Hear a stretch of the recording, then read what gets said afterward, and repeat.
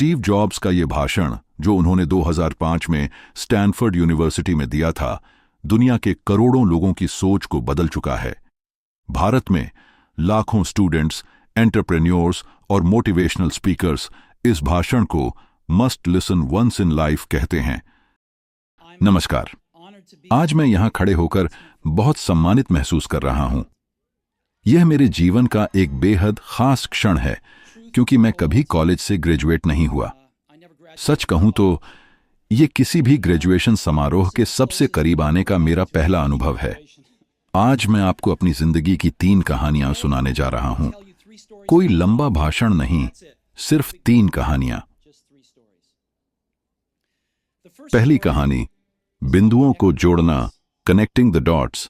मैंने read college में दाखिला लिया, लेकिन 6 महीने के अंदर ही उसे छोड़ दिया, और फिर भी मैं अगले 18 महीनों तक वहीं इधर उधर की क्लासेस में बैठता रहा।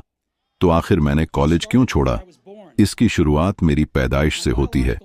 मेरी जैविक माँ एक युवा अविवाहित ग्रेजुएट छात्रा थीं। उन्होंने तय किया था कि मुझे किसी ऐसे कपल को गोद देंगी जो कॉलेज ग्रेजुएट हो। सारा इंतजाम हो गया था।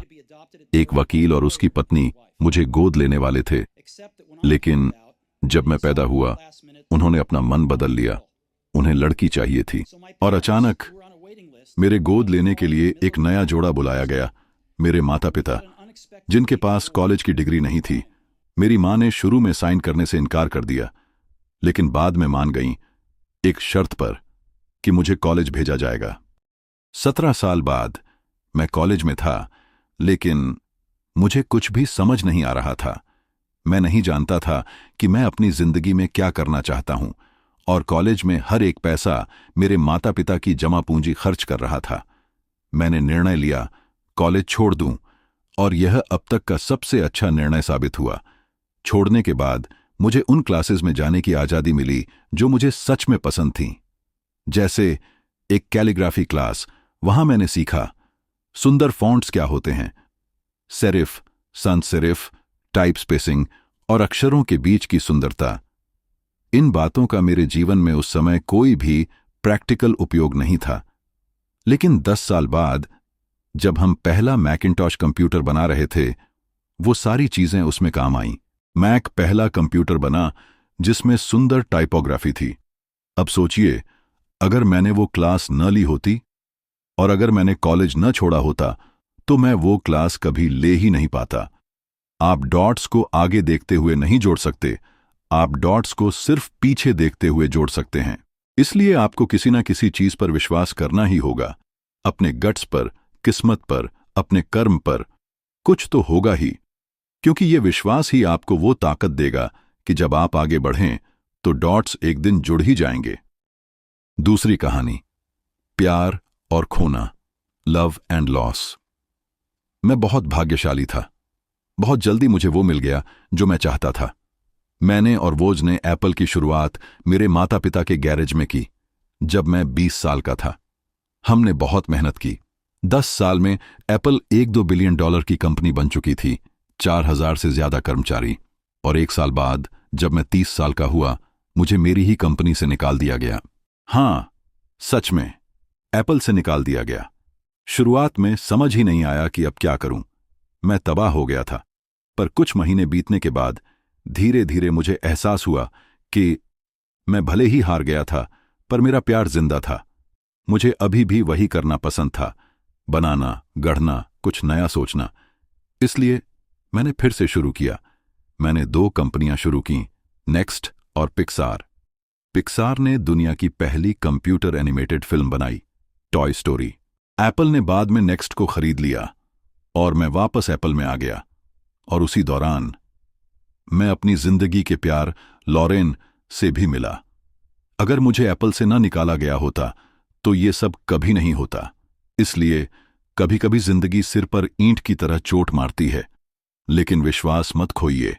आप जो काम करते हैं उसे प्यार कीजिए। अगर नहीं मिला है तो खोजते रहिए, रुकिए मत। तीसरी कहानी, मृत्यु, डेथ।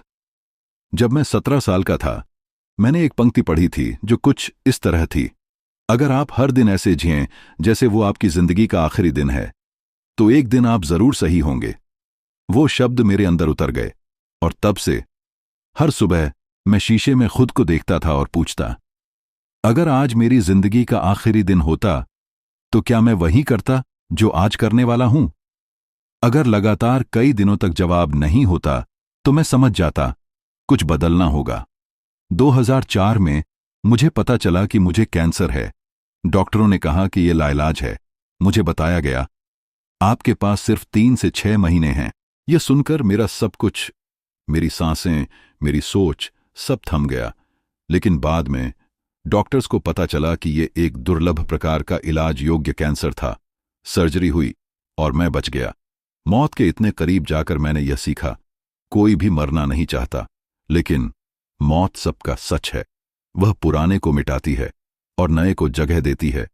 इस वक्त आप नए हो, पर ज्यादा वक्त नहीं लगेगा और आप भी पुराने हो जाओगे।